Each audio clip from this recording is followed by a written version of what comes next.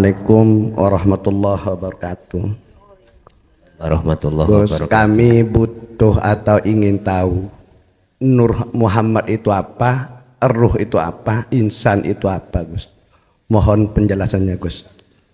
Assalamualaikum warahmatullahi wabarakatuh. Waalaikumsalam warahmatullahi wabarakatuh.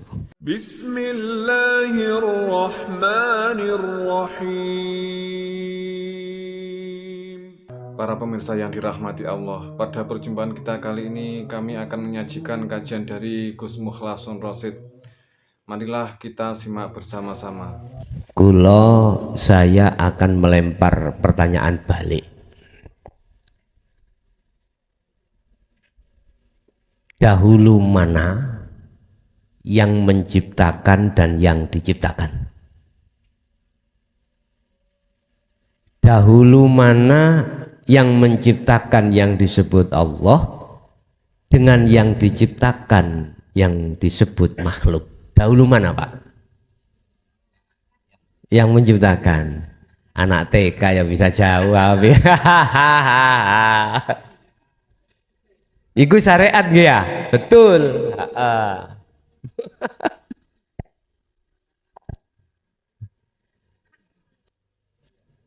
Bapak Ibu hadirin, pertanyaan dari Nahwar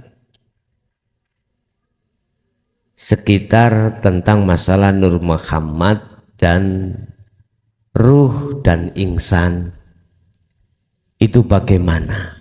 Gini Pak, tadi sudah dijawab Allah lebih dahulu. Lah gitu dah. Allah adalah sebuah nama dan setiap nama pasti ada yang memiliki wujud nama. Di depan saya ada berbagai nama. Ada namanya spidol, gelas, lepek, napa niki? Semangka dan lain sebagainya. Wujudnya semuanya itu juga beda-beda.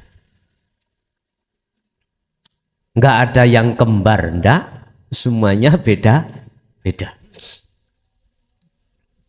Intinya di mana ada nama pasti ada yang memiliki nama. Dah. Kita kembali pada Allah. Bismillahi kelawan nyebut asmaning Allah. Asma. Ar-Rahman kang welas asih ing dalem dunya. Ar-Rahim kang welas asih ing dalem akhirat bloko. Dah. Bila mana Allah itu nama, pasti akan timbul satu pertanyaan dalam hati. Siapa ya yang memiliki nama Allah? Yang tadinya dikatakan sebagai perwujud yang pemula. Nah, ngerti nggih? Wujud yang pemula. Akhirnya kita hati greget untuk mencari ilmunya sampai pada pengenalan yang memiliki nama Allah. Akhirnya Allah dawuh lewat surat Al-Baqarah ayat 208 memberikan solusi terhadap orang yang seperti ini. Seperti ini ku ya Allah. Yakin yen Allah iku pangeran jenengan. Yakin yen Allah iku sebagai pencipta, sebagai pendahulu, lah ngono toh. Tapi orang tahu, ketemu, belum pernah bertemu. Akhirnya Allah memberikan penjelasan jawaban ini di dalam surah Al-Baqarah ayat 208. Al-Baqarah itu surat yang kedua, ayatnya 208. Berarti 2208. Di situ dikatakan gini. Wahai orang-orang yang beriman. Yang dipanggil niku orang beriman. Kata niku Allah jenengan wis yakin kalau Allah itu terdahulu. Kalau Allah itu Tuhan. Lah ngoten nggih. Jenengan wis yakin, berarti yang dipanggil itu jenengan.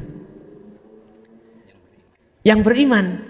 Bukan ya ayuhal muslimun, bukan ya ayuhal insan, ya ayuhan nas, bukan. Mukmin, ya ayyuhalladzina amanu, berarti mereka yang beriman. Mengapa? Disuruh apa? Dipanggil. Udkhulu do mlebu sira kabeh, sama masuklah kamu sekalian fisilmi, di dalam agama Islam, kafah dengan sempurna. Jari Gusti Allah ngene. Nanti bahasakan Madura ya. Nanti tak tirukan teng WA ya. Gini bahasane Gusti Allah. Kalau kamu mengenal aku, jangan sebatas nama, kenalilah aku dengan sampai wujud saya. Tolong nanti dibahasakan Madura, ditulis Ustadz ya, dikirimkan saya tak apal ke. Ya. Kalau kamu mengenal aku, jangan cukup kenal nama saja, tetapi kenalilah aku sampai wujud saya. Jadi amanu adalah orang yang sudah percaya kalau Allah itu Tuhannya, tapi belum pernah ketemu Allah. Maksudnya ayat itu tadi supaya kita liqo, bertemu Allah yang kita percayai sebagai Tuhan, sebagai pencipta, sebagai wujud awal. Yes. Kalau sudah pengenalan di situ, sudah kenal, sudah bertemu, terus ayat pasti ngene. Wala tattabi'ulan ojo podo manut sira kabeh. Wala tattabi'ulan ojo podo mengikuti kamu sekalian, jangan kau ikuti ajak-ajak bisikan rayuane khutuwati syaiton, rayuane ajak-ajakane nafsu utawa setan dalam dirimu. Sebab apa? Sebab innahu sak temene setan lakum kedue sira kabeh iku aduun mungsuh mubinun yang jelas. Karena nafsu pada dirimu itu mungsuhmu yang jelas.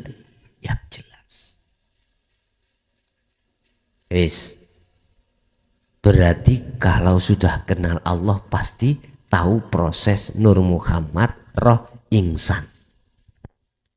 Pun tak tulis ben mesisan. Allah dalam bahasa syariat Tuhan, bahasa hakikat nama. Dimasukkan lagi ke dalam bahasa hakikat, dijawab di dalam surat Al-Insan, dijawab surat, banyak surat yang mengatakan sopo si Allah itu. Ternyata di dalam setiap ayat kalau bicara tentang sopo Allah, siapa Allah, memakai kalimah alladzi. Alladzi itu adalah zat. Bahasa kita hidup. Wong Jawa urip. Madura ohi odi tulisan le odi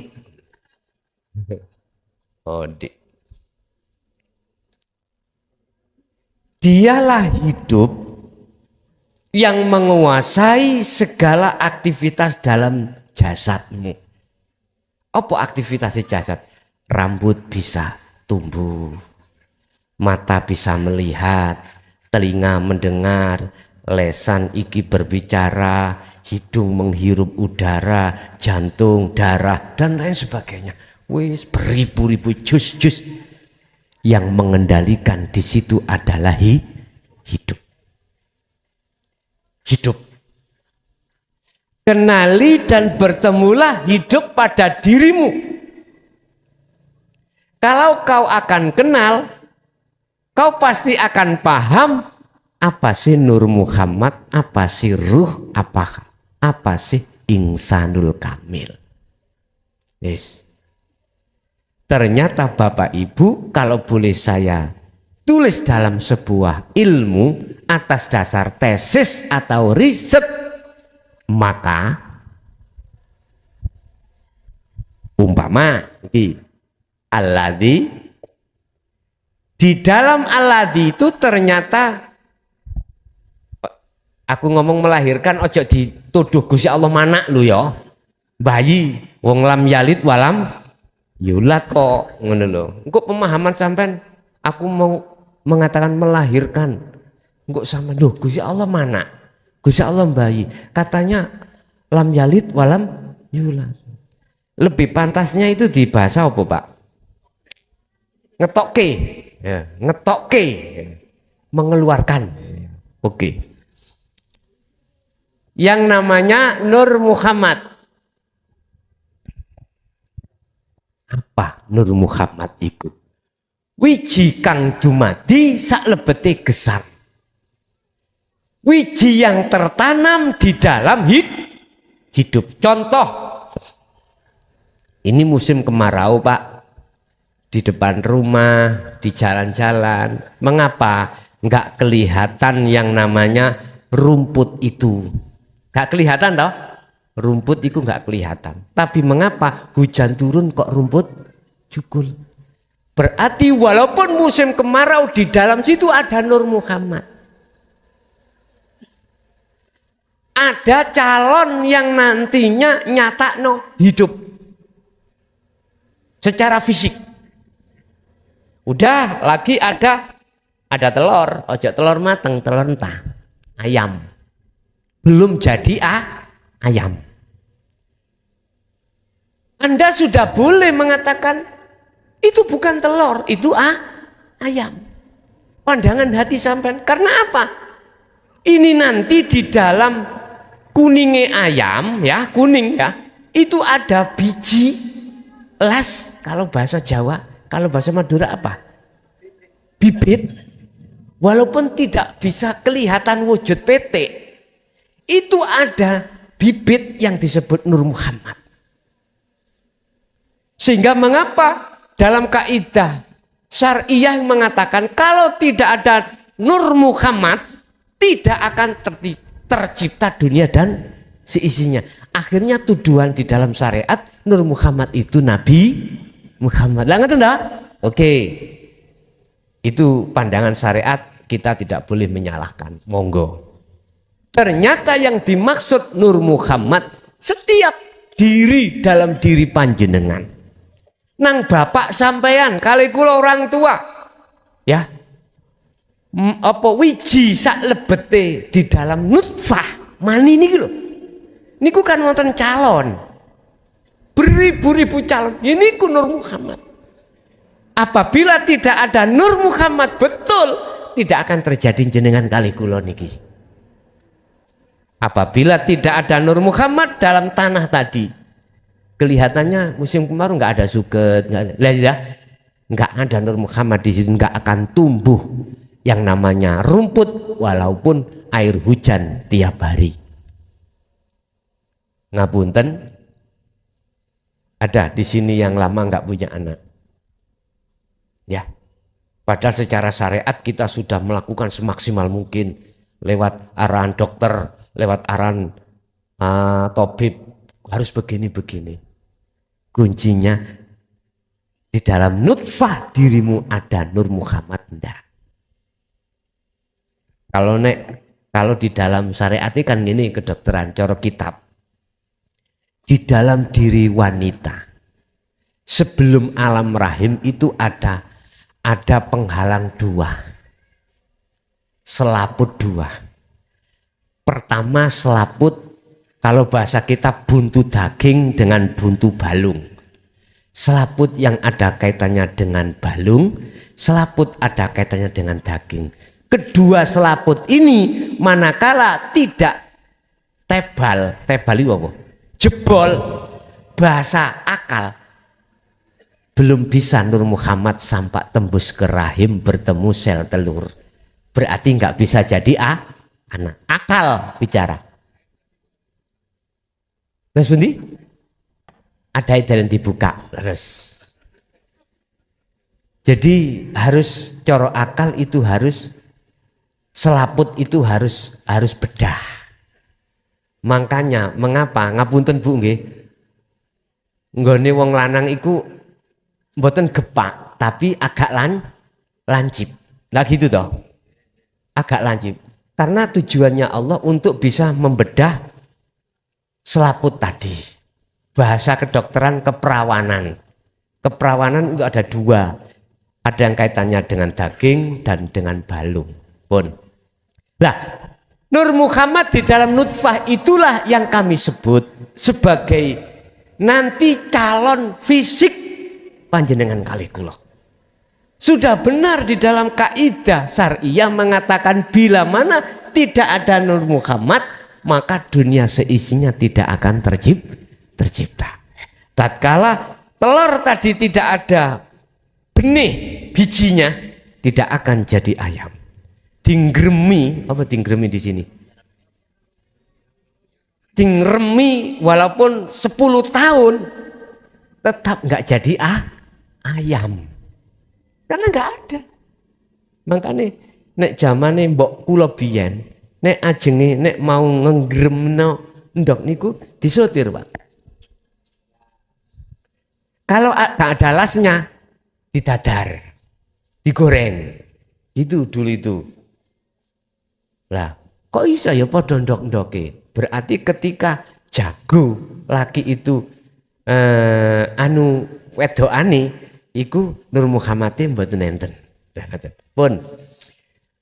Terus di dalam Nur Muhammad ngapunten, iki mesisan ben tahu prosesnya. Di sini tersimpanlah di dalam namanya ruh. Nutfah, wiji yang di dalam nutfah itulah nanti yang akan ditanya Allah. Yang pertanyaannya itu jenengan kalih kula kita menjawab qalu bala syahidna. Alastu heta, bukankah saya birabbikum Tuhanmu? Terus kita menjawab qalu bala syahidna. Qalu podo jawab sapa ruh. Lah niku jamak lho Pak, bukan satu-satu. Semuanya sudah jawab. Jawab, iya. Panjenengan Tuhanku, saya tidak akan menyembah selain daripadamu. Berarti setia terhadap Allah. Oke, proses-proses jasad 40 dino dadi getih wungkul, 40 dino jadi daging, 40 dino akhirnya ada proses di mana bahasa syariat aku meniupkan ruhku. Lah ngaten nggih? Di dalam jasad itu. Ketika jasad itu sudah ditemukan Allah secara syariat dengan ruh, inilah wong Jawa biasanya ngarani tingkepan. Tingkepan itu ketemune jasad dengan roh. Harapannya wong Jawa supaya diberikan anak yang solih ataupun solihah. Makanya diwacana surat Yusuf, diwacana wes macam-macam. Bahasa syariat seperti itu. Ikut tafaul, boleh-boleh saja. Wes ngapunten, kalau sudah membentuk dengan jasad, di dalam ruh ini ada jasad atau badan, maka inilah disebut ingsanul kamil. Ingsan manusia kamil kang sempurna. Kesempurnaannya dikatakan manusia, mohon maaf, jasad ya ruh. Bahasa syariat dikatakan ingsanul kamil karena diri manusia itu meliputi 3 hal, jasad, ya, ruh, ono akal, ono nafsu. Wis. Bila mana yang menguat sing menang iku akale, dia lebih baik derajatnya daripada malaikat. Bila mana dia itu lebih kuat nafsune, maka lebih jelek daripada hayawan. Ulaika kal an'am balhum adol teng mriku. Wis. Terus pertanyaane, aran mulai dari Nur Muhammad aran sampak ruh, aran ingsanul kamil. Ini proses inna lillahi. Nah. Terus sirroh dituntut untuk proses wa inna ilaihi rajiun. Wa inna ilaihi rajiun.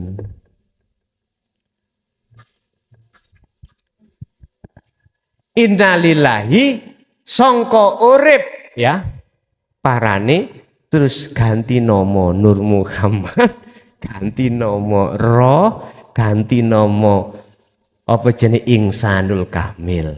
Iki aran-aran lho nggih. Walaupun iki aran Aladi, aran Allah iku kabeh iku si asma. Nek asma iku kelebu makhluk. Berarti asma Allah iku jenengan lho sing jawab. Karena masih asma makhluk. Lah sekarang ilang ono kemakhlukane, jikalau Anda ingin bisa kembali kepada sing ka ono nomone iki yang dinamai hidup. Lah kita dibimbing Allah lewat ajaran kota bayana rusdu minal ghoi, yaitu ajaran yang membebaskan dari pengaruh nafsu supaya bisa sampai pada Allah. Sebab gini Pak, ketika jenengan kita melakukan proses wa inna ilaihi rajiun, nafsu iki le oleh Allah dikasih izin untuk gandoli. Ngerti gandoli ya? Menghalang-halangi kita lewat apa? Membikin kesenangan dunia itu sebagai tipu daya. Akhirnya banyak yang ketipu. Urusan dunia ada yang mengatakan segala-galanya. Yes. Padahal Allah sudah mengatakan ad-dunya mataul gurur bojo. Lah, letak bojo ana endi? Ketemu nek sampean wis ngerti ajarane iki dan melaku baru ketemu. Nek iki dereng ketemu, ya mboten saged. Nemokno sahwatu dunya iku bojo mboten saged. Oh iya penting derek. Ngombe penting, kesenangan dunia penting. Disinilah. Nek sampean sudah tahu mana yang lebih penting daripada yang penting, maka sampean akan mengerti, oh iya, ad-dunya iku mataul ghurur, satu kesenangan dunia yang menipu. Di situ nanti. Niki kalau sudah melakukan ajaran ini untuk ke Allah. Jadi ketika sudah terbentuk namanya Ingsanul Kamil, sampai dituntut untuk melepaskan makhluk. Akhirnya munggah sampai niki nang roh, ngilangno jenenge roh, ngilangno jenenge Nur Muhammad, ngilangno jenenge Alladzi utawa Allah. Itulah proses nafi isbat dalam kalimat tauhid. Nafikanlah isinya la ilaha di hatimu, kemudian tetapkanlah, isbatkanlah Allah di dalam dirimu. Iku maksudnya teng mriku. Wong Jawa penak sangkan paraning dumati. Jelas Pak nggih?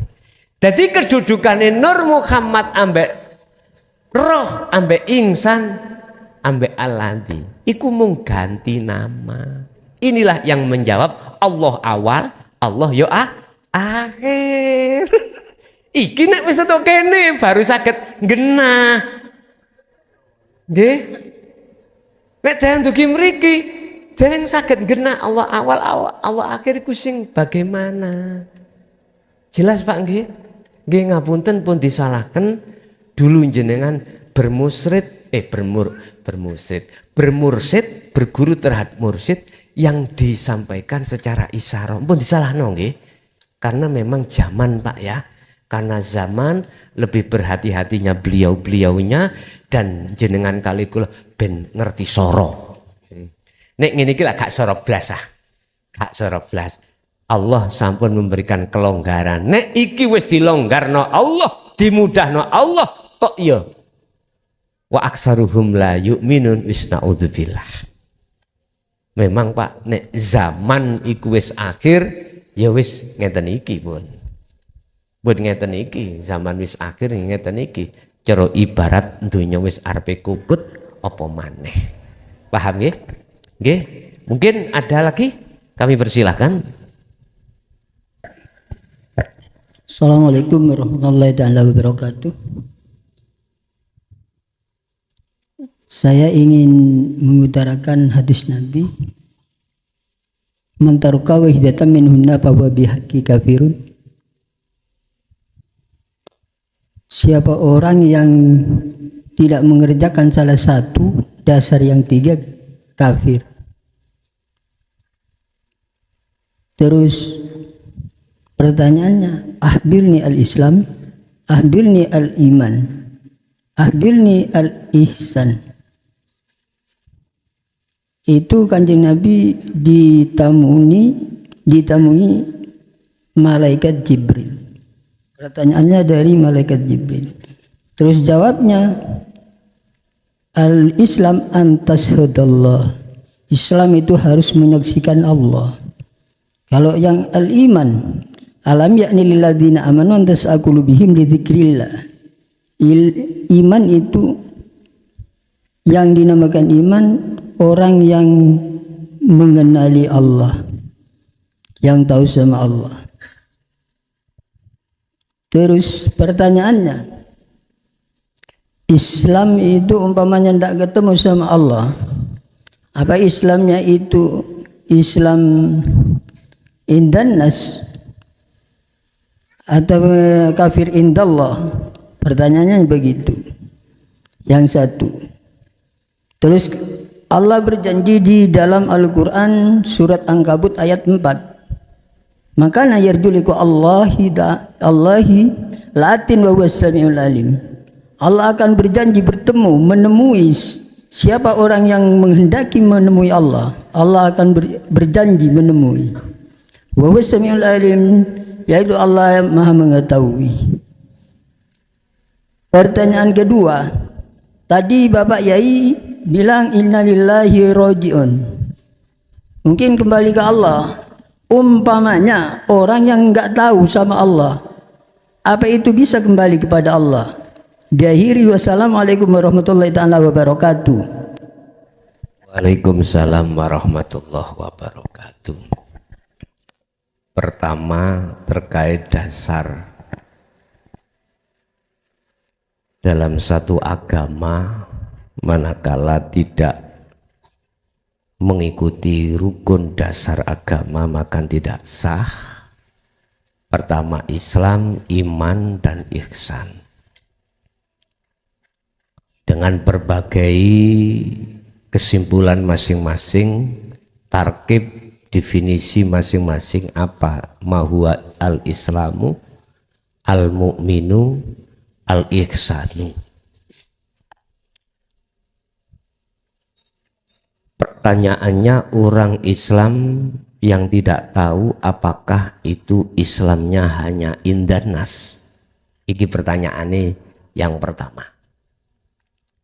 Bapak Ibu, sebelum kita membahas terkait iman dan ihsan, memang kita harus mengupas dulu Islam itu bagaimana. Sebelum kita membahas hakikat makrifat, kita terlebih dulu membahas masalah syariat. Sebelum kita membahas isi, berarti kita membahas kulitnya terlebih dahulu. Oke. Dari sebuah pertanyaan, apakah keislamannya dia itu hanya indanas, padahal al-Islam itu harus menyaksikan Allah, bersaksi bahwasanya Allah itu adalah Tuhannya. Kita bicara tentang masalah saksi, Pak. Saksi niku ono sing palsu, saksi iku ono sing asli. Saksi sing palsu adalah saksi yang tidak tahu atas kejadian. Dikongkon dadi saksi seakan-akan saksi asli. Ada saksi itu melihat kejadian aslinya. Mohon maaf, pasti berbeda ketika si saksi bersaksi yang katanya dan yang sudah menyaksikan itu ketika bersaksi jelas beda, Pak. Yang sudah tahu betul-betul kejadiannya ketika mengungkap kesaksian di TPK, pasti hatinya itu bisa balik mudun atas kejadian itu. Oh, dek waktu ngene, hatinya bisa menggambarkan. Tapi mereka yang bersaksi atas dasar katanya belum tahu betul-betul yang disaksikan.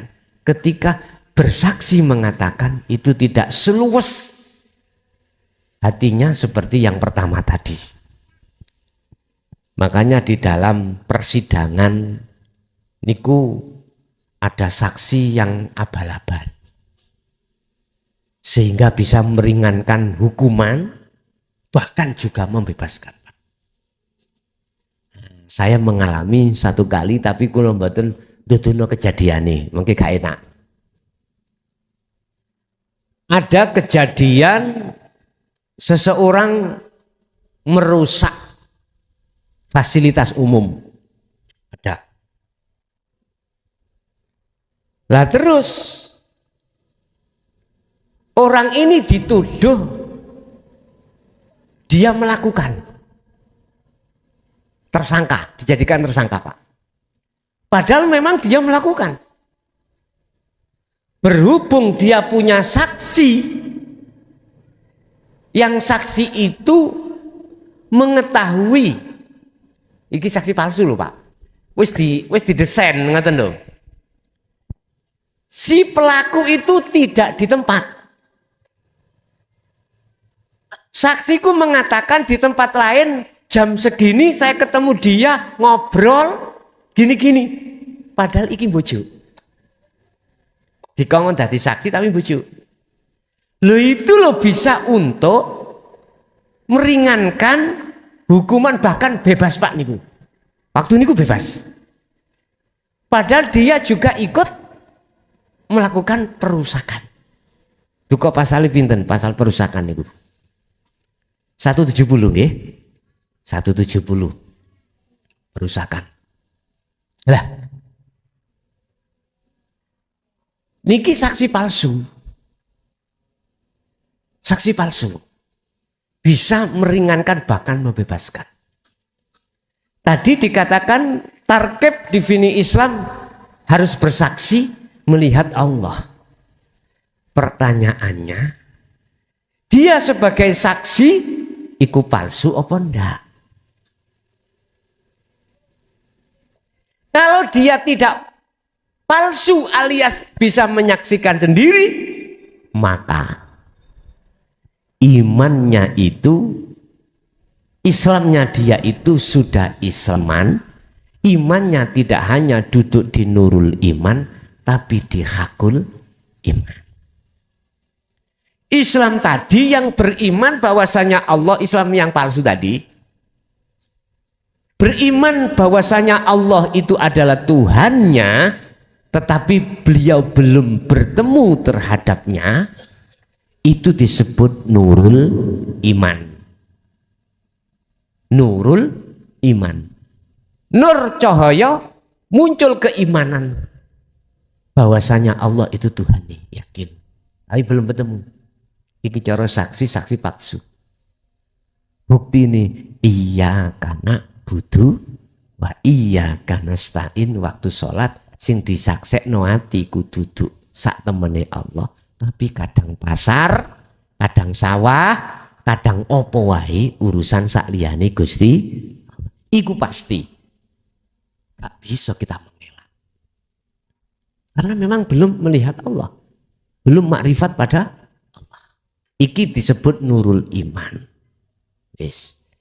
Cara iman iku mangsik nurul iman.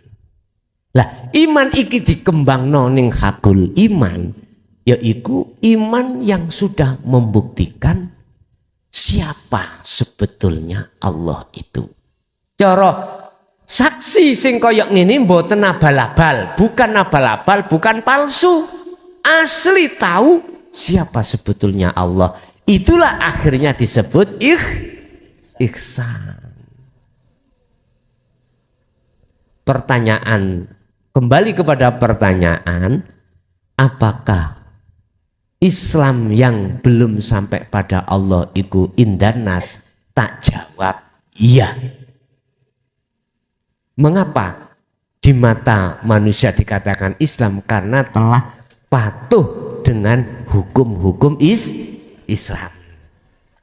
Wai sholat ya sholat, wai zakat ya zakat, wai poso ya poso, waktunya puasa puasa, larangan ditinggal, perintah dijalankan.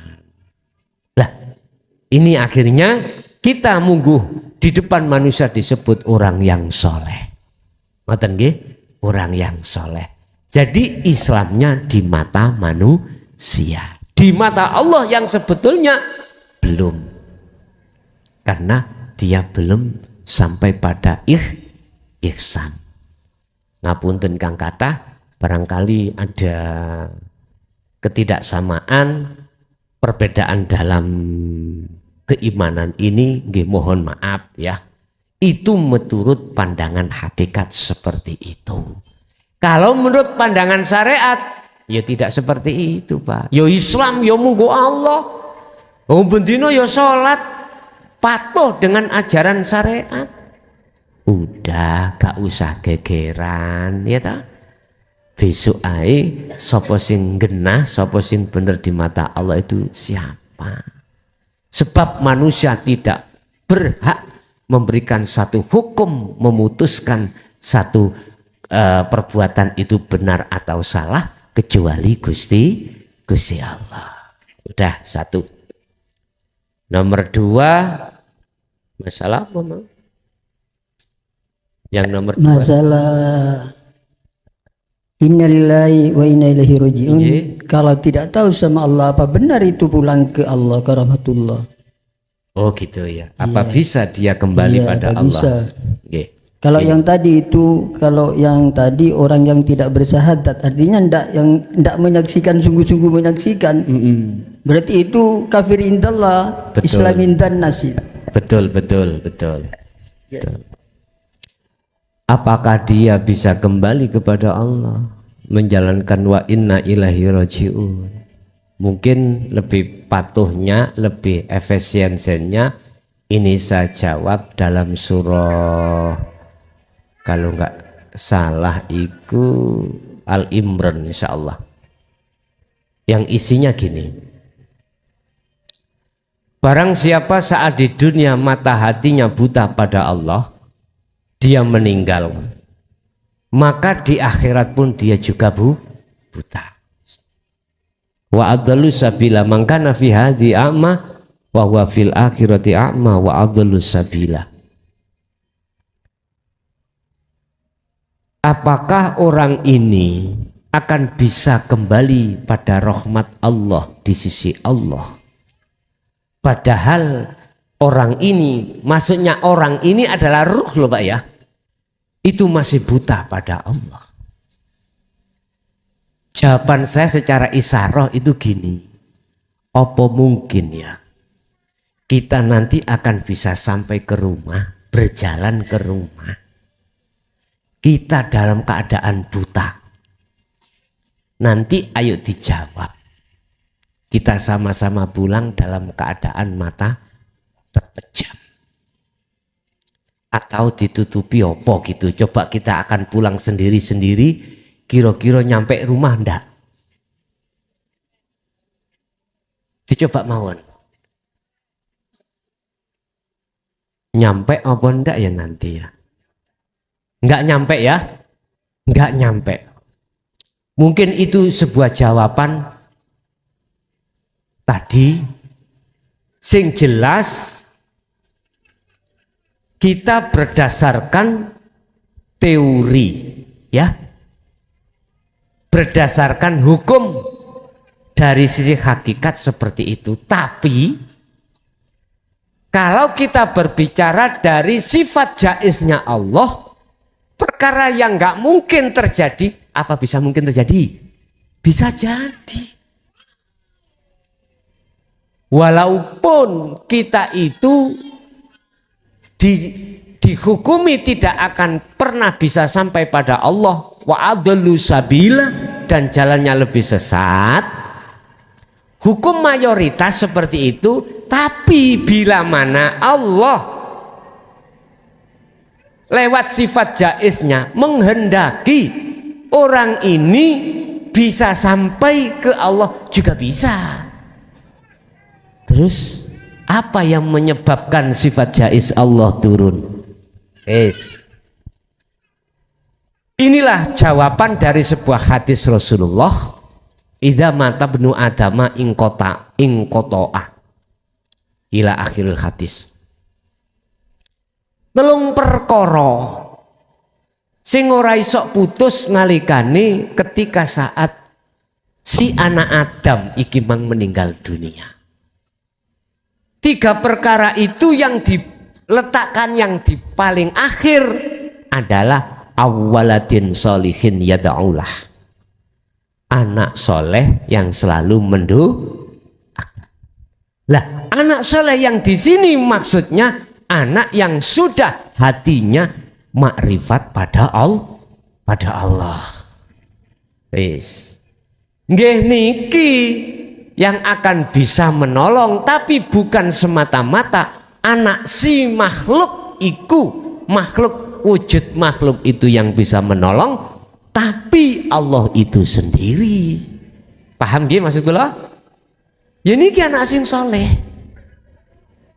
Makanya tolong jenengane ajengi zuhud khusus wiluwe dengan bahasa tafaul di syariat.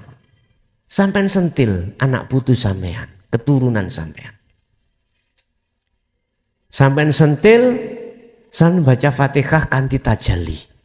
Dengan harapan keturunan sampean iki bisa meneruskan perjuangan hati sampean ke Allah. Menuju ke Allah. Iki bahasa syariat lho Pak ya.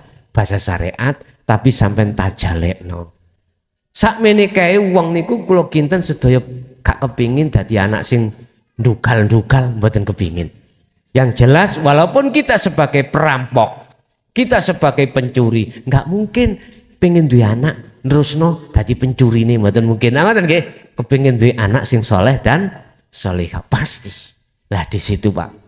Jadi secara hukum saya mengatakan orang ini tidak akan bisa sampai pada Allah dengan contoh, dengan paribasan, apa bisa orang buta sampai pada tujuannya?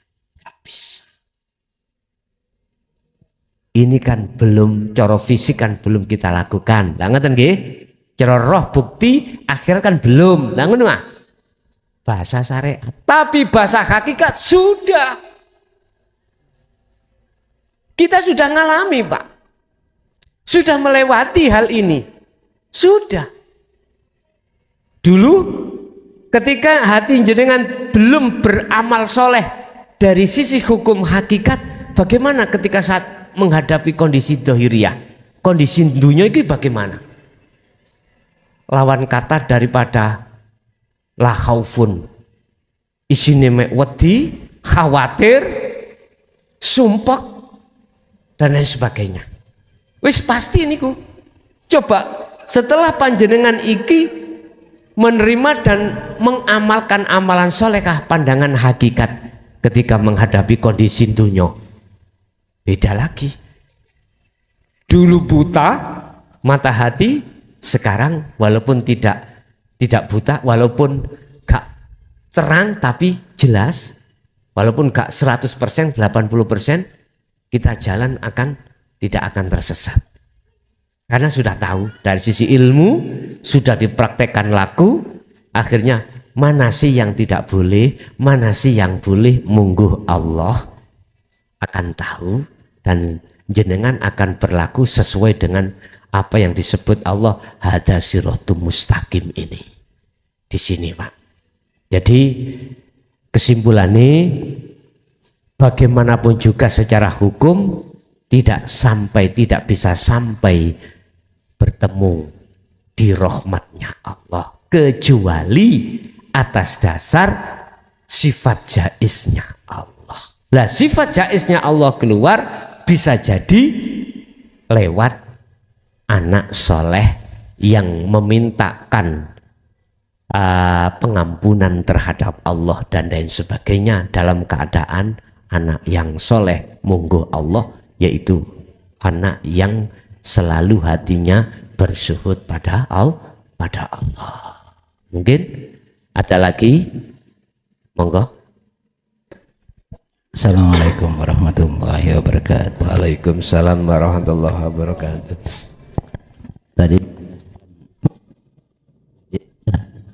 dijelaskan inna lillahi wa inna ilaihi raji'un, juga dijelaskan barang siapa yang buta di dunia maka kelak lebih-lebih kelak akan buta. Pertanyaannya, apakah bisa jasad atau mata ini melihat kepada Allah seperti yang diterangkan ketika Isra-nya Rasulullah jisman wa ruhan? Pertanyaannya, apakah bisa mata ini melihat kepada Allah? Kalau berjawab bisa, bagaimana dengan ayat Al-Quran la tudrikul absar wa huwa yudrikul absar wa huwa latiful khabir? Gitu. Jadi mohon dijelaskan apakah bisa jasad ini atau melihat bertemu dengan jasad yang lain. Terima kasih. Assalamualaikum warahmatullahi wabarakatuh. Waalaikumsalam warahmatullahi wabarakatuh. Mata itu terbagi menjadi dua. Mata jasad yang disebut ainul basariyah. Yang kedua mata hati yang disebut ainul basiroh. Pertanyaannya, apakah ainul basariyah itu bisa melihat wujudnya Allah? Gitu Pak G. Dari dasar innalillahi wa inna ilaihi raji'un. Raji'un bertemu Allah. Gini Pak, Allah sengaja menciptakan dua mata tadi yang fungsinya berbeda-beda. Ainul basariyah, mata jasad, itu dipergunakan untuk melihat makhluk.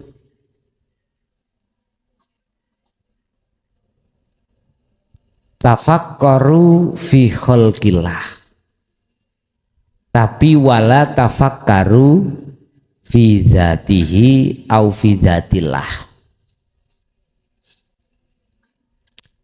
Jadikanlah mikir akalmu terhadap ciptaan Allah, tapi janganlah kau pikir bagaimana zatnya Allah.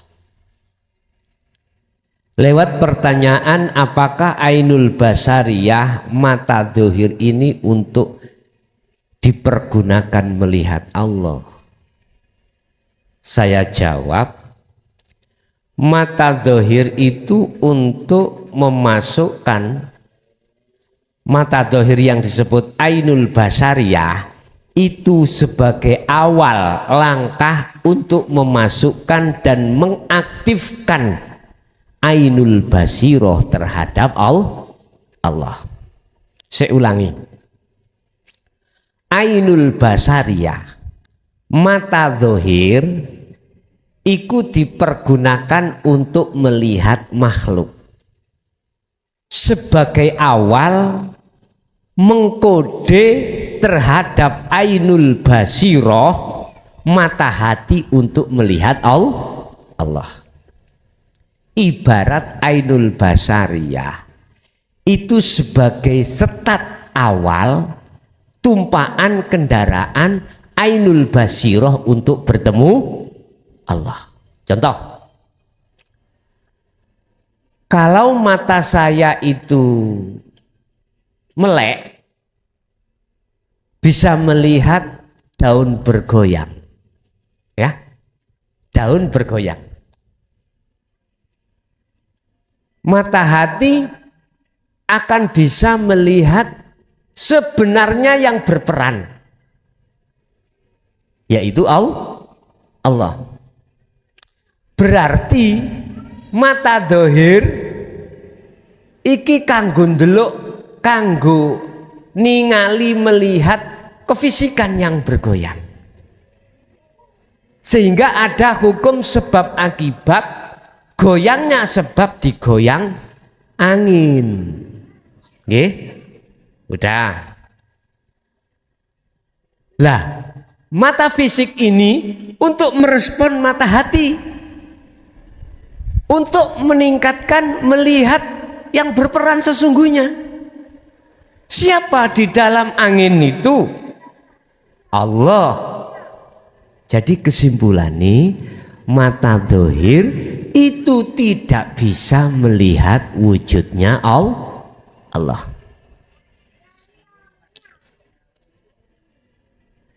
Masalah Isra Mi'raj Rasulullah itu khilaf ada dua. Ada yang mengatakan biruhin fakot, ada yang mengatakan ma'al jasad. Ya. Sak jasate, sak roe iku mi'raj. Ada tafsir sebagian juga mengatakan hanya ruhnya saja. Iki khilaf loh Pak ya, khilaf. Terus kita memakai khilaf yang mana? Nggih pedoman sing ndi? Sebab teng mriku ana khilaf ini, khilaf luru. Lah, adanya khilaf itu sebetulnya tidak boleh dijadikan sebagai permungsuhan beda pendapat iku. Dadekno rahmat iku piye? Jawabane ngene. Imam jawab pertama berarti nggak bisa, ya. Jawaban kedua, khilaf yang kedua ma'al jasadi, jare sapa gak iso. Dasarnya innallaha ala kulli syai'in qadir. Lah ana kule niki lho nggarakno. Kul segala-galanya Allah kuasa. Nek Allah menghendaki ainul basariyah melihat, siapa yang bisa menghalang-halangi? Ayo. Nggak ada tak? Jangankan kita sebagai makhluk manusia bisa menghadang kehendak Allah. Buyute malaikat, penasehate malaikat yang disebut Banul Jan, akhirnya disebut iblis. Iku kan malaikat satu-satunya yang menghalangi Allah ketika Allah mau menciptakan makhluk yang disebut manusia itu Adam toh. Ngene dakwahe Banul Jan. Heta Gusti, apa tak kita sebagai malaikat beribu perjutaan kurang tah bertasbih memuji terhadap jenengan? Lah ngaten nggih. Apakah itu nanti tidak menjadikan pertumpahan darah di dunia? Berarti malaikat itu kan pernah bantah. Dijawab Allah, ini a'lamu mala ta'lamu. Ya niki Gusti Allah mesuh iki yang ngene. Duraka. Kat luweh ngalim ndi, luweh ngerti ndi aku ambek awakmu. Dilokno ngono. Karena apa? Aba wastakbar wa kana minal kafirin. Di dalam si Banul Jan itu ada takabur. Akhirnya diuji sampai Adam. Allah menguji ngetes sampai Adam. Allah wa'allama Adam al-asma. Gitu. Adam diajari Allah lewat jeneng-jeneng. Misalnya, ngarep iku ana rokok. Malaikat dhisik, apa kat iku? Kowah-kowah gak iso jawab. Jare awakmu luwih ngalim. Lah kok gak iso jawab? Adam, sebab wis diajari Allah rokok. Tujuannya apa? Malaikat gak iso jawab. Mergae gak ngerti, padahal dia ngaku-ngaku alim. Lah Adam ngerti, nggih dirokok Gusti. Liyane nggih rokokan. Lah ngoten saya. Lah karena iso ijab iku Adam iku wa allama. Diajari Allah.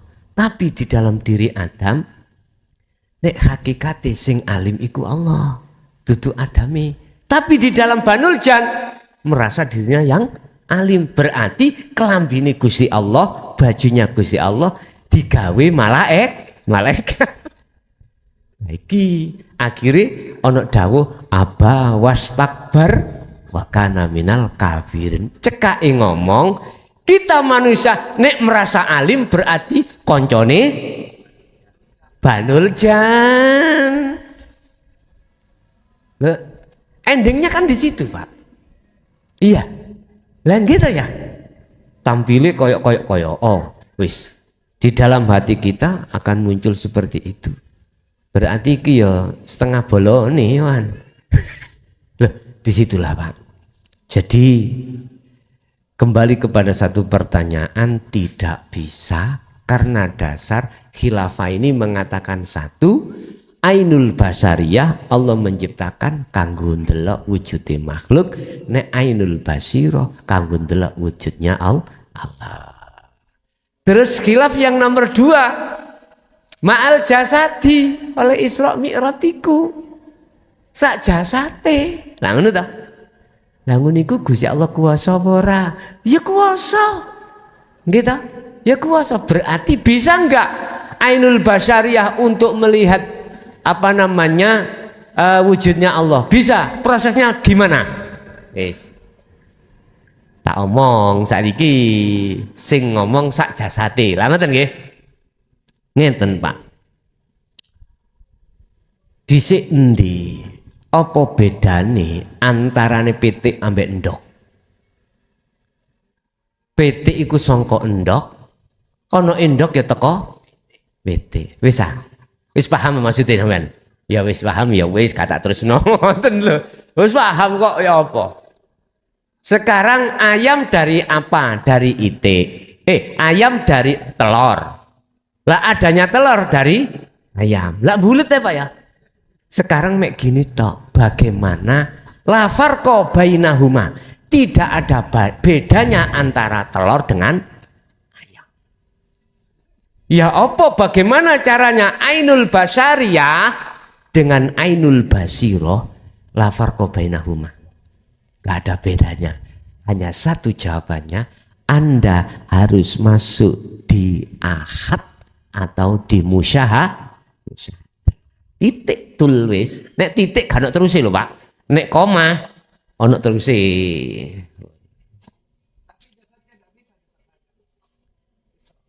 Apa?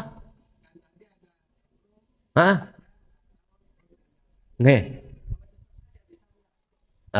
Saiki pertanyaane malah ngembang. Ya. Jasad tok opo iso? Lah ngono ya, betul ya. Oke.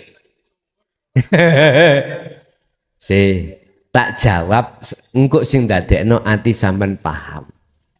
Nyun sewu, nggih ya, nyun sewu. Bila mana dalam diri telur itu tidak ada Nur Muhammad, ya. Bisa jadi ayam.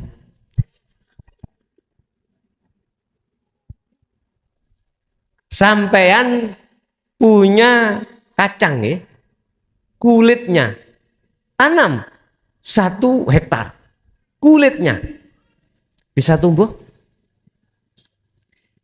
Kalau biji satu saja kau tanam, tumbuh, itu jawabannya. Ya, ada lagi, monggo. Bismillahirrahmanirrahim. Assalamualaikum warahmatullahi wabarakatuh. Waalaikumsalam warahmatullahi wabarakatuh. Nama saya Slamet Rebin dari Tangkis Wonosorejo. Mungkin saya di sini pendatang baru atau pemula yang Gitu. Asli ya, Pakis. Tangkis Oh, asli Wonosorejo. Wonosorejo. Nggih. Seperti yang telah dibeberkan tadi penjelasan-penjelasan, namun di sini saya mau bertanya bagaimana caranya kita sholat untuk menghadirkan Allah, untuk supaya tidak menghadirkan yang lain-lain, seperti apa yang harus dilakukan? Terima kasih. Assalamualaikum warahmatullahi wabarakatuh. Waalaikumsalam warahmatullahi wabarakatuh. Bagaimana kita sholat sesuai dengan apa yang tertera di dalam Al-Quran, ya, yang intinya bisa khusyuk, menghadirkan Allah, bukan lainnya, dalam kurung khusyuk. Waqumu lillahi qanitin ay khashiin. Jagalah sholat itu dengan kekhusyuan hati pada Allah. Bagaimana caranya? Sebab kita mulai kecil sampai besar, sampai jenggotnya putih, rambutnya putih, sik hadir perkara selain Allah. Kalau saya jawab dengan ringkes, hati Anda harus makrifat dulu pada Allah. Yes, itu jawaban yang cetak. Nek gak marifat gak bisa. Walaupun kita menjadi dikatakan di tengah masyarakat sebagai mbae yai. Mbae yai, mboten yai tok, mbae yai. Manakala kita belum makrifat, tidak akan pernah bisa. Artinya selain Allah pasti selalu hadir. Ingat ketika saat kisah Rasulullah mempunyai serban hijau, yang serban itu mempunyai nilai historis yang sangat tinggi. Ais anggapan hijau. Oh, hijau iki wis hijau. Sahabat, sapa sing isok salat khusyuk tak wenehi serban hijau. Nek aku tak wenehi lemper hijau. Lah, semuanya ternyata tidak bisa kecuali Khalifah Sayyidina Ali. Itu pun ketika mau salam kelingan ingat serban hijau. Ringkesnya semua sahabat tidak bisa. Dan hadis ini jangan dijadikan satu kesimpulan yang mengatakan bahwasanya wong sahabatnya enggak iso, apalagi kita keturunan yang jangan mendangkalkan satu hadis dalam penafsiran yang keliru. Kalau boleh saya katakan, itu sebuah percontohan. Siapapun dan apapun status kita, siapapun kita dan apapun status kita, apatah status kita disebut sebagai mbayai, sebagai masayah, penasehat, sebagai tukang taskheh dalam segala hukum, apapun status, manakala hati belum makrifat Allah, no alias zong, disuruh untuk tidak menghadirkan selain Allah. Nggak bisa. Wis. Hadis lain mengatakan Sayyidina Ali ketika beliau sepulang dari perang beliau kan kena panah. Tembus tapi mboten lepas. Tembus tapi mboten lepas. Dan berpesan pada sahabat lain, tolong jabutlah nanti ketika saya sholat. Setelah sholat beliau tanya, sudah dijabut apa belum? Kalimat itu penuh arti. Berarti ketika hati hadir syuhud di mata Allah, maka beliau baik jasad maupun ruh diletakkan di khos, akhirnya enggak terasa apapun. Artinya jenengan nek di telekhos tidak hanya hati yang lupa perkara selain Allah, akal pun juga begitu. Alias wong majet dup, wong edan, wong bodoh.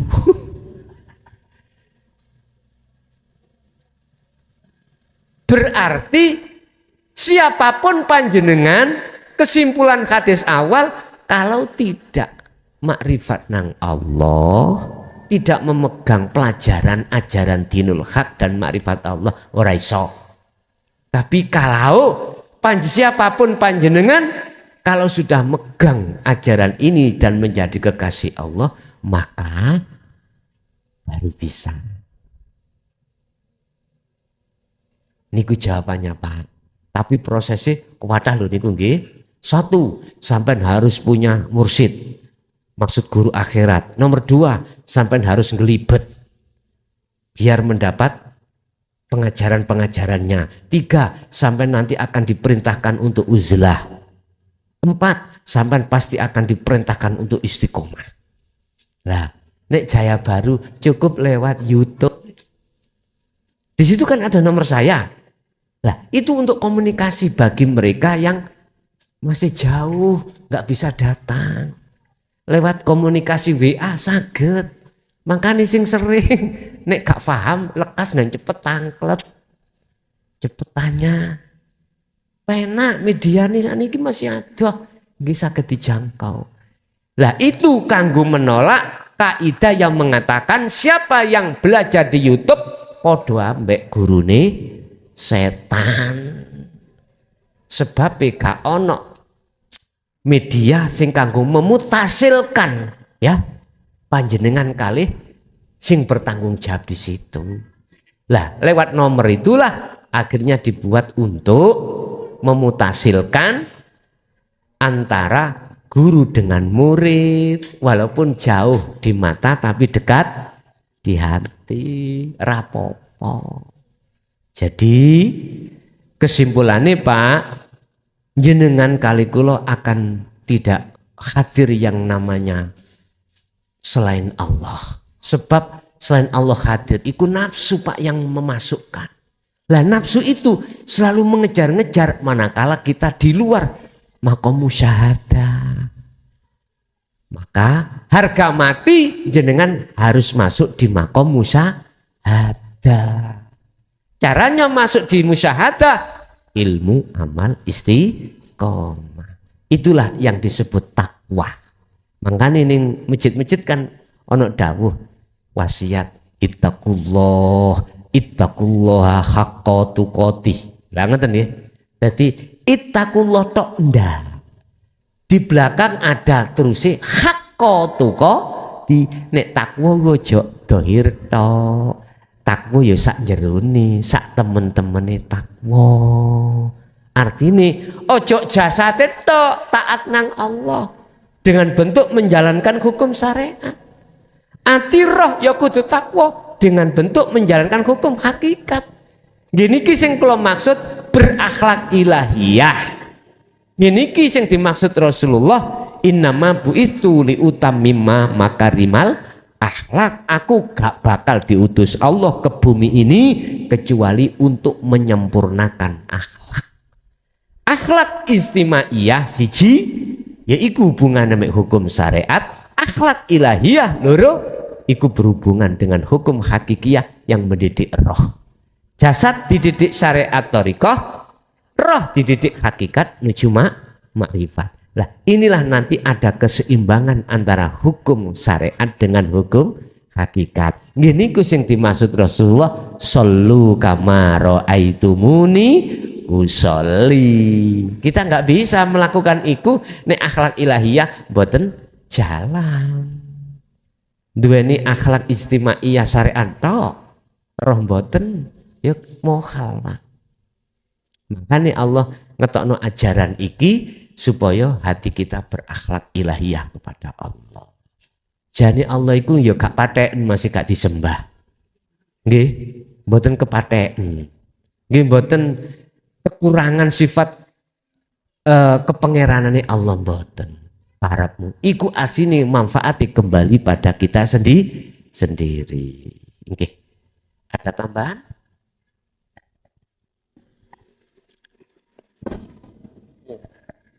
Sepunten ya. Nggih. Assalamualaikum warahmatullahi wabarakatuh. Waalaikumsalam warahmatullahi wabarakatuh. Kula disukani nami kali ibu kali bapak Bu Rahman. Bapak Bu Rahman. Bu Rahman. Nggih. Dalem Bu Rahman. Nami kula Bu Rahman. Bu Rahman. Nggih. Asline Madura saking belajar Jawi. Oh ngaten. Wonten sing kula tangletaken teng jenengan, masalahe kula sering ningali YouTube. Iya. Sing ditingali kula niki dereng pernah ningali antarane urip kalih rasa. Terus niku wau wonten sing kudu ditingali. Lah sedangkan niku sing mboten ditingali Gus, mung kula dikengken ngrumangsani. Maksudnya ngrumangsani kula dikengken napa Gus? Kula. Lah niku. Lah terus sing ajeng dipekta wangsul mriku sing budi, sedangkan kula niki niku wau saged ngeten saged obah setelah kula dipundhut jasad niki wonten sing ilang niku kan ditulung dijelasaken. Kersane mboten keblinger kanca-kancane. Nek urusan jasad niku wau sedanten napa terose sing kuwasa. Nek temriku nabdine amsal insyaallah mboten kira kesiksa. Pasti wangsul teng asale. Terus tiyang Jawi. Nah, kula nek ditulung sama jelasaken kula sepuntene jenengan. Niki cara anu mboten buka teng Al-Qur'an hadis dadi kula niku Jawa, ajar Jawa. Nggih. Matur nuwun. Assalamualaikum warahmatullahi wabarakatuh. Warahmatullahi wabarakatuh. Saiki ngomong Jawa. Berangkat ndugi sangkan paraning dumadi. Jasad asal lemah balik dadi lemah. Nyawa. Nah iki gak ngomong ruh kula, nyawa.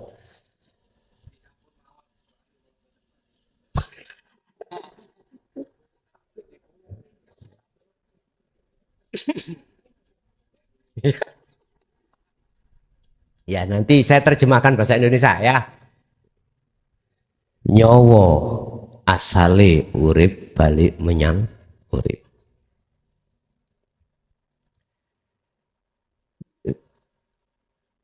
Badan rogo jasad asalnya dari tanah kembali ke tanah. Roh jiwa asalnya dari hidup kembali ke hidup.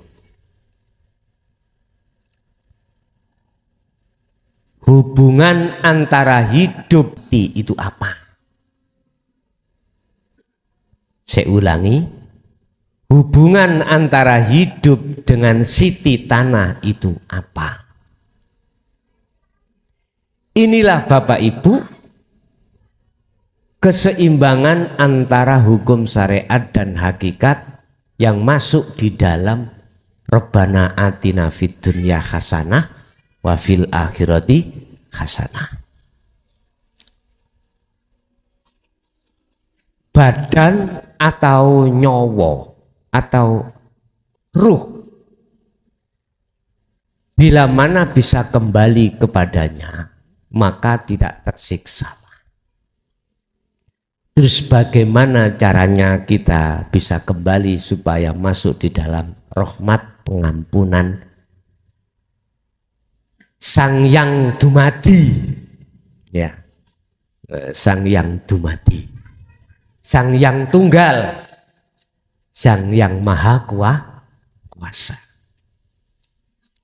Di situ memang prosesnya agak rumit, bila mana dianggap rumit, dan itu akan jadi mudah bila mana tahu prosesnya. Tahu prosesnya. Ketika rasa itu apa toh? Rasa itu adalah iman, Pak. Ketika muncul rasa di dalam diri seorang manusia itu ada sebab. Ada sebab akibat yang memunculkan rasa. Aku ngerasa iki lewat bau. Aku ngerasa iki ngelewat telinga. Lewat bau, siang jam 11 ada orang tetangga kita menggoreng ikan asin. Lewat bau. Akhirnya mambu, akhirnya ning ati muncul rasa, bedek. Jelas itu ikan teri. Ya. Gak mungkin rasa muncul bertolak belakang dengan bau tadi. Lah bau kentut, siapa goreng iwak asin nih, iwak teri? Gak mungkin ya. Jadi rasa tadi saya katakan sebagai keimanan. Iman akan muncul dalam ruh. Rasa akan muncul dalam ruh, itu disebabkan dua perkara. Satu, iki kan rasa terhadap hidup toh ya, maksudnya gak rasa asin, iwak asin dah. Itu kan tadi logikanya gitu aja gitu. Satu adalah utusan Allah, sang pembawa berita. Beritai tentang apa? Lah, dua akan membawa satu berita. Jadi subjeknya ada, orangnya yang membawa berita, yang kedua adalah beritanya. Berita tentang apa? Berita tentang kebenaran bahwasanya hidup itu adalah Allah. Hidup itu adalah Allah. Akhirnya di dalam hati muncul rasa keyakinan bahwasanya hidup itu Allah. Tidak mungkin kita itu meyakini bahwasanya hidup pada diri kita itu Allah. Ujuk-ujuk seperti itu sebelumnya tidak ada dua faktor. Dikembalikan pada kita. Selama kita belum diletakkan Allah mengenal memahami ajaran ini, pasti kita akan mengatakan hidup pada diriku karena dihidupi Allah. Berarti ada dua hidup. Iya dah. Kita hidup itu dihidupi Allah. Sebab kita kalau tidak dihidupi Allah, kita tidak hidup. Berarti sifat hidup hayat Allah kita rampas. Kita tidak terasa. Yukhati'unallaha walladzina amanu wa ma yakhda'una illa anfusahum wa ma yash'urun. Gak terasa. Gak terasa kita merampas haknya Allah. Udah. Nah, bagaimana kita bimbing sekiranya hidup yang kita merasa kita hidup dihidupi Allah dipernahkan atau dijejerkan, dibimbing, diluruskan menjadi hidupnya Allah. Akhirnya ada Rasul dan kabar yang dibawa bil huda wa dinil haq. Akhirnya muncul. Terus kita bawa kemana rasa itu? Allah memberikan rasa keimanan pada diri seseorang lewat jalur Rasul dan membawa huda, hidayah tadi. Tidak semua orang mau menerima. Udah, kita tidak membahas orang yang tidak menerima. Kita membahas orang yang hatinya telah menerima. Dengan pertanyaan kita bahwa kemana arahnya rasa ini. Allah memberikan satu fasilitas. Hanya satu, illa budun. Jenengan tak titipi mobil, tolong ojo dikai gendaan, gawean ngaji ae.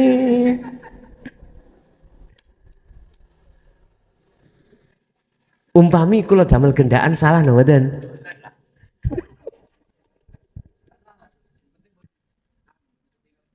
Ya. Kula paham maksudnya. Nggih. Iku cerdas iku. Pun. Oke. Ilmu akan manfaat apabila ilmu itu dijalankan. Kendaraan ini akan manfaat apabila kendaraan ini dijalankan. Walaupun kendaraan itu bagus, diletakkan rumah saja, dilihat-lihat, nggak dimanfaat, tidak manfaat.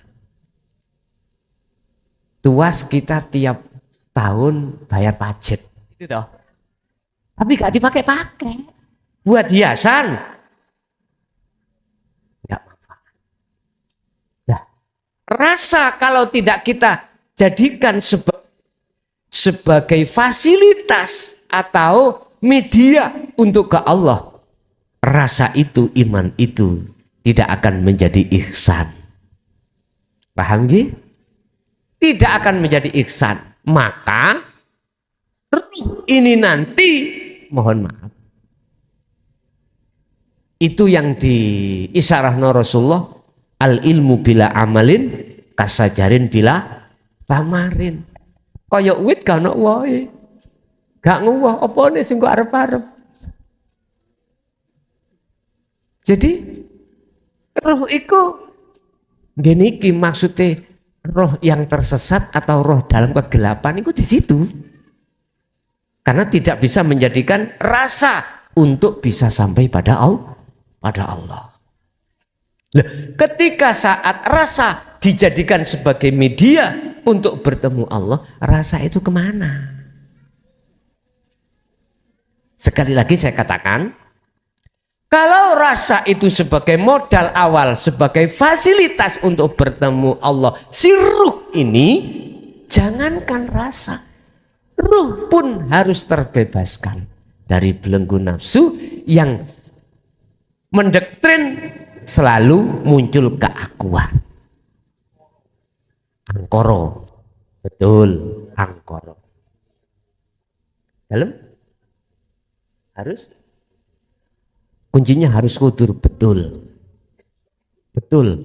kuncinya harus khudur. Nanti kan akhirnya harus khudur. Makanya ini diceritakan ketika saat beliau mi'raj, yang namanya buruk, meleburok itu ya, itu terbawa. Malaikat juga tidak dibawa, parkir semuanya. Aran Muhammad juga tidak ada. Mana diceritakan ketika sudah di Sidratul Muntaha, di situ dijelaskan dengan sejelas-jelasnya antara Muhammad dengan Allah itu komunikasi. Hukum syariat terbatas, Pak. Hukum syariat terbatas. Cuman di situ diringkas bahwasanya Rasulullah Muhammad bin Abdullah, ya, itu mendapatkan wahyu berupa sholat 5 waktu yang asalnya 50 waktu. Ceritanya namun gitu. Cuman proses waktu dialog wong loro ketemu iki ora diceritake. Memang ada batas, Pak, ya. Antara hukum syariat dengan hakikat itu ada. Cara air ngono, ada air asin dengan air tawar. Ada batas di situ. Jadi kalau tanya tentang rasa, maka rasa itu harus parkir. Aran roh juga parkir. Jangankan aran insan, aran roh yang tergabung dalam makhluk, itu semuanya parkir. Pertanyaan yang terakhir, aran nopo? Nek cara Quran jawab laisa lahu kamislihi sayun. Saiki sampean takei tak wenehi pertanyaan, nanti jawaban nek arepe turu. Sampean jawab tatkalanya mau tidur diangen-angen. Aran apa ya antara tangan saya dengan tangan kiri saya tengah ada apa? Wis aran ono dhewe ya kok ya. Udah mau tidur sampean angen-angen. Sopo yo antara ini ku siapa? Aran apa ini? Atau di dalam sampean perputaran darah, aran opo di situ? Aku gak njaluk aran urip lu ya. Aku gak njaluk aran Allah. Wis aran opo? Terus wujudnya bagaimana? Wis sampe jawab dhewe kok. Nek ate turun. Nek wis oleh jawabane sampean WA kula, ya. Dalem? Uskut. Nggih. Tambah lagi?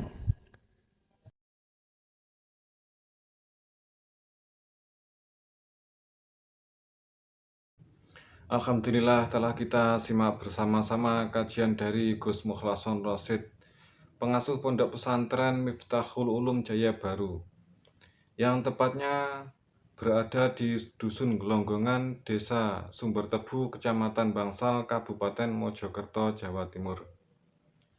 Kajian-kajian dari beliau fokus pada ilmu tauhid dan tasawuf.